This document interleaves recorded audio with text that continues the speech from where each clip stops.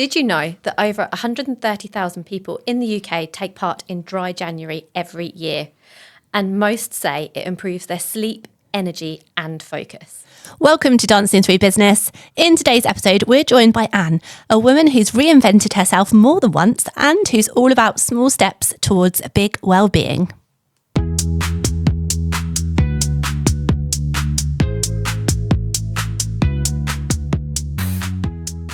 Welcome back to Dancing Through Business, the podcast where creativity meets well-being and where we get real about what it takes to build a business without losing your sanity.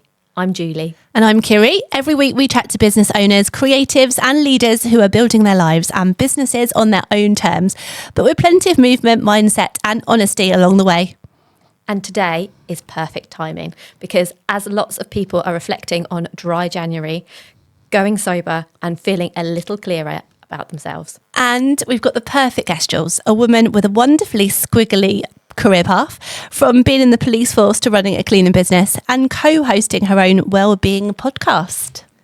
So she's deep into fitness, alcohol-free, and she's all about the small steps towards feeling amazing. Welcome to you, Anne. Thank you so much, ladies, for inviting me onto your podcast. Lovely to have you here. Thank you for coming in. So let's talk about, first of all, your career, because obviously you've had a bit of a squiggly one. We're renaming it. I think we've invented that word today, haven't we? I think Louise Gordon takes, takes the credit for a squiggly career, but we like it and we're taking it. It is proper squiggly. It really is. Go for it. So, oh my God. Well, it started out potato peeler. Oh, wow. In a restaurant. I wasn't expecting that. I was in a not restaurant. expecting I didn't even mention that to you, so I thought I'd just get it started on there. Waitress, and then I worked in a jeweller's, and then it was straight into the police force when I was 20 years old, so the Metropolitan Police Force in London. So I went from South Yorkshire to London, and they couldn't understand me. They said, "Are you from Emmerdale?" I mean, my Yorkshire accent wasn't that bad. I love your accent. Yeah. So that was many moons ago, 37 to be exact. And wow, what a career that was. Absolutely fantastic. Everything you see on the telly, but also everything you don't see on the telly. Yeah. And I worked in King's Cross. And I specialised on the drug squad, on the prostitution unit. And it was just fast moving and really exciting. I could never read a map, so I always used to get lost. I could never find the police station, which was interesting. This is Google. Oh yeah, I used to walk around with an A to Z. Yeah. Anyway, apart from that, I did obviously get back to the police station, and so that was for 15 years, and I had a great time. I went on to be on some murder squads, and I just had great career. And then I fell pregnant with twin boys.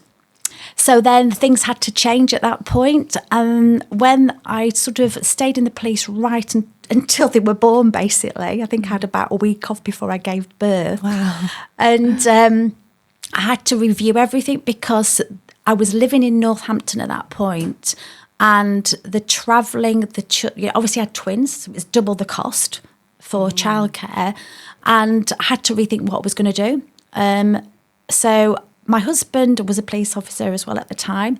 He retrained at night school as a plumber because we were looking at the finances. And then I bought a cleaning franchise, which was completely, not even on my pathway of careers or the jobs I was ever going to do, but it fitted around the family. And that's where I took a completely different direction. Again, a very exciting one.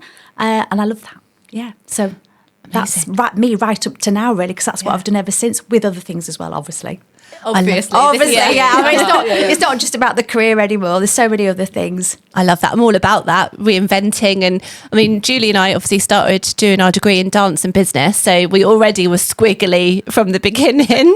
We were the only two, weren't we? Well, Abby did dance with the business. She had less modules. Or Yeah, something like that, it's weird. It was like a 75% dance and 25% business. So yeah, there was three of us basically doing it. She was a mature student, wasn't she? So I suppose she wasn't at uni living all the social life with us. Yeah. But yeah, so then for me, afterwards, I've done a bit of dance and a bit of business ever since, and so has Julie. But I think it's just really nice I actually worked in London as well, doing an arts marketing job.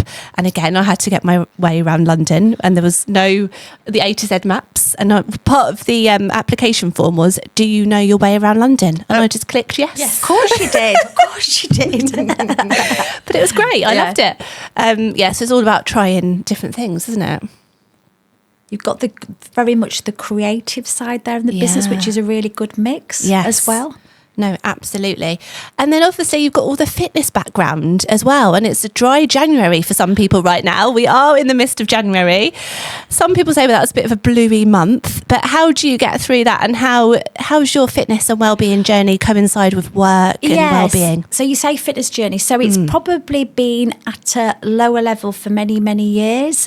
Just ticking over, going to the gym, doing some cardio.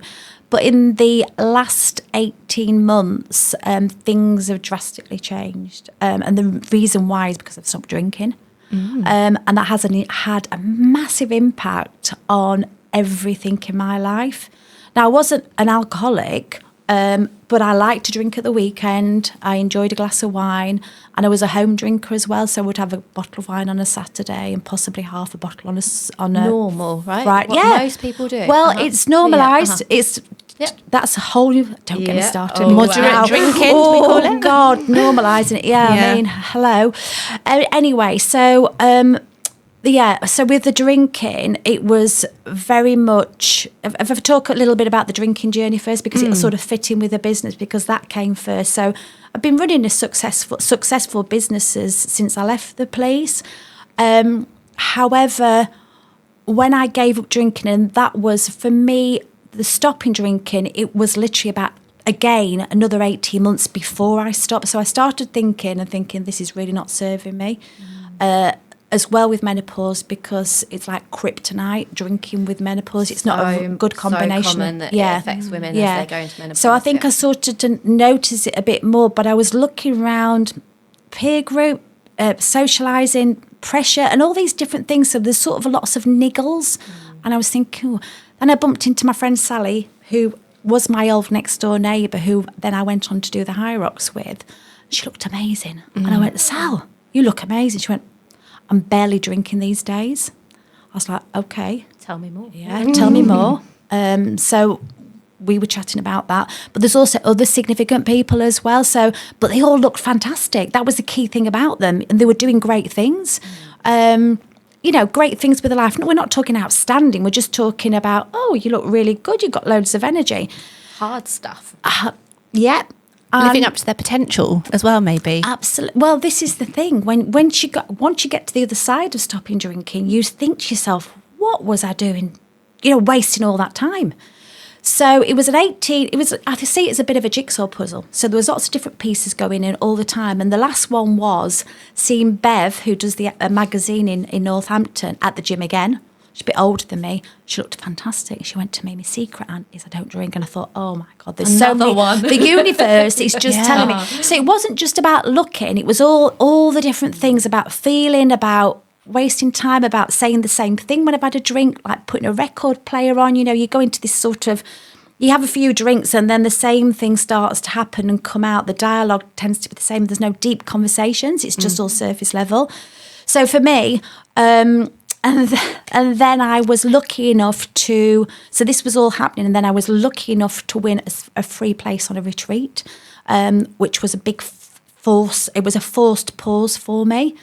Amazing. I had 5 days away from life. Wow. And that was where everything went, oh, okay, this is it, I'm doing it. So I just stopped drinking on that trip, and I didn't look back.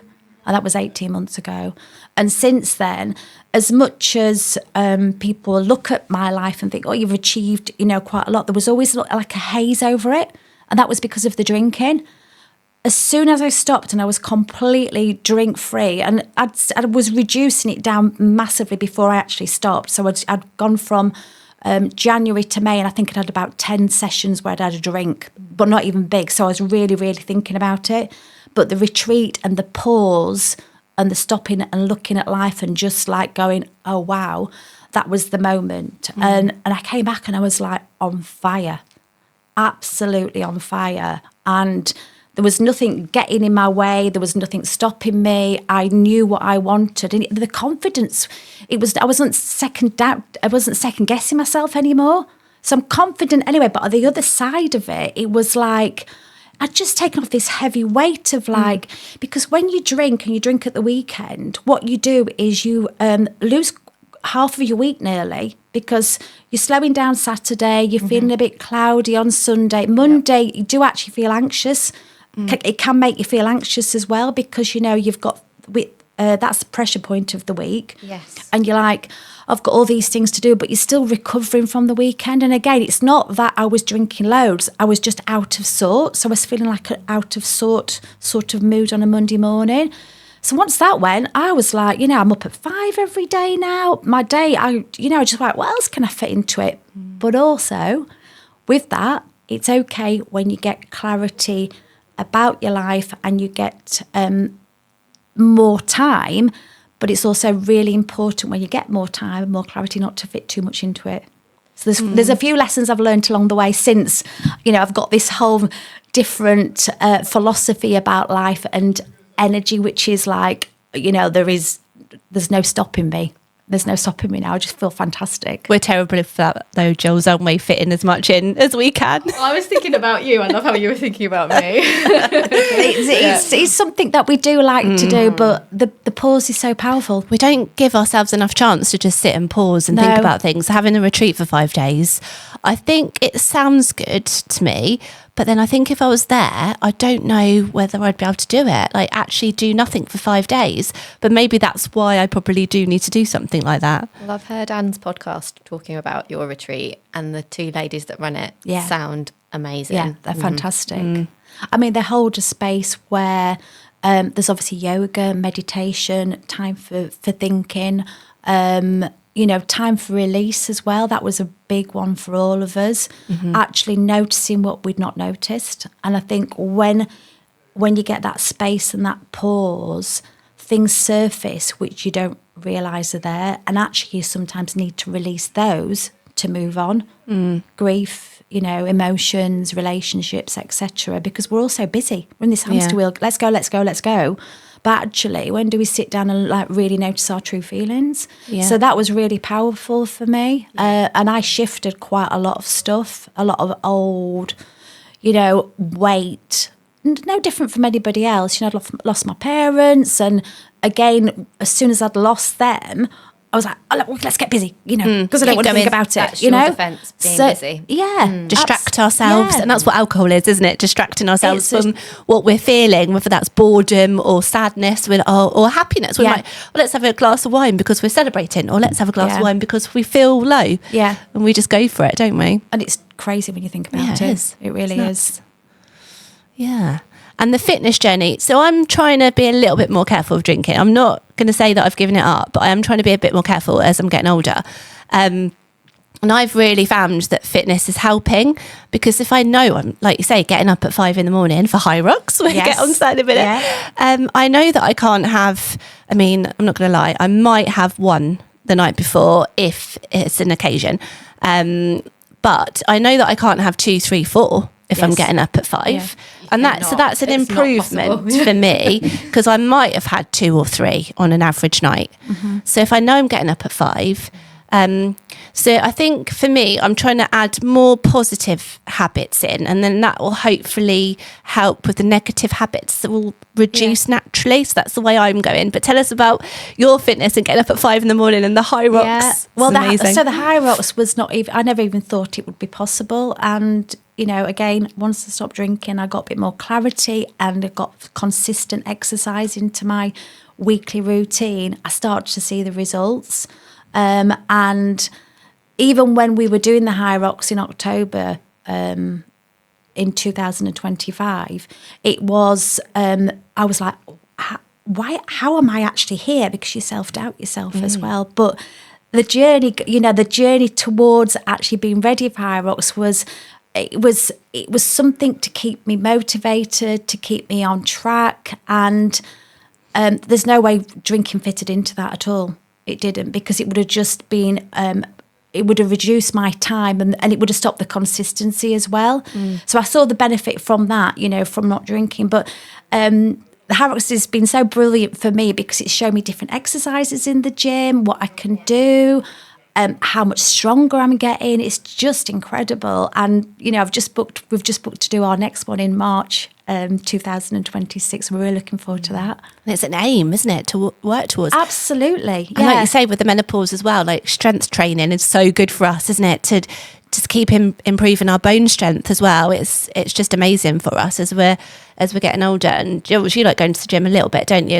As well as all the dancing that you do. Yeah. How you fit it all in, I do not know, Julie. I don't know.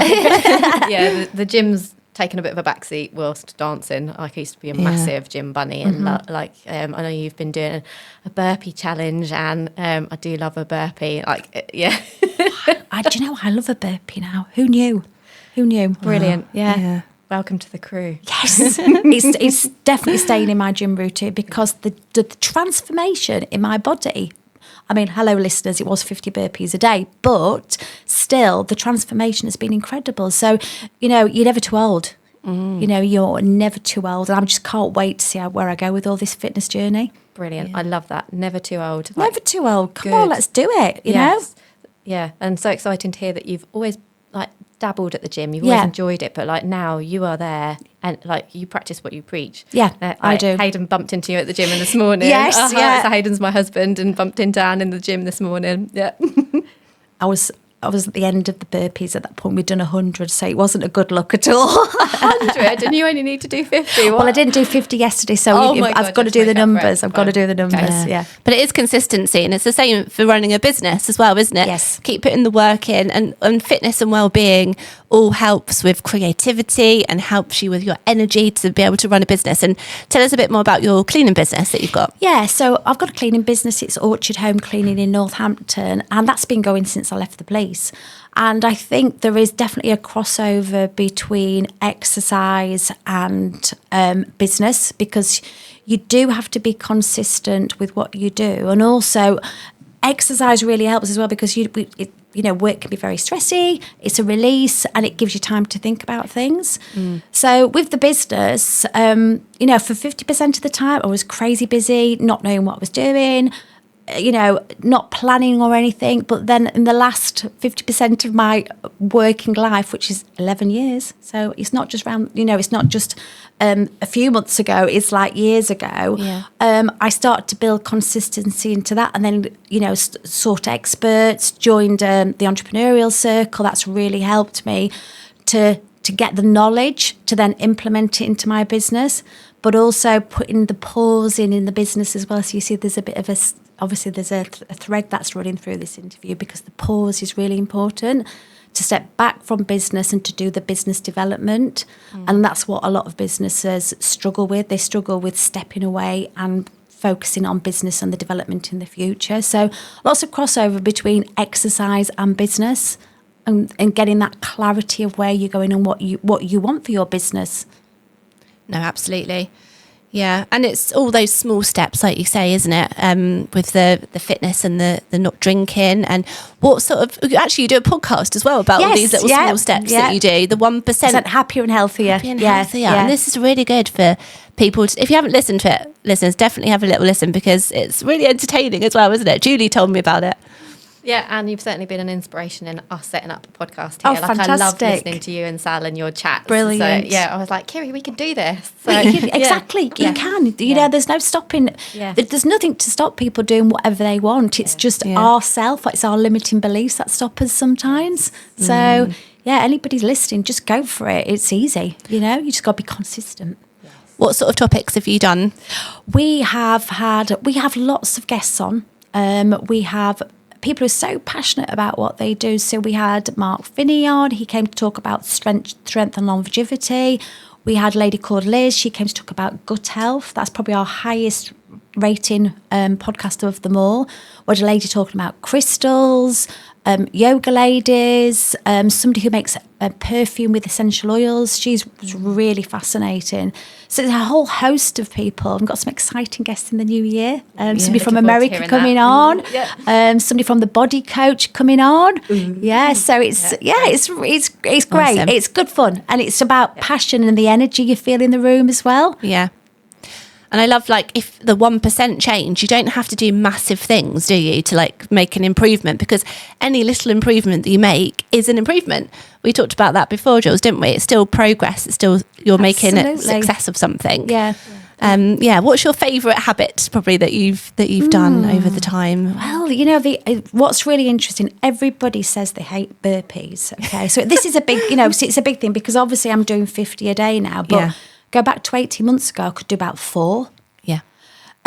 So it was a build slowly. So I'd been doing them last year, and just gradually, because I looked at it, I thought it's an all body workout. This is quite an efficient way of getting fit. Yeah. So I'd already segmented it into my fitness routine. But I think with anything that you do, you don't look at the end goal. So for this, for example, this burpee challenge, I'm doing 1,500 burpees this month.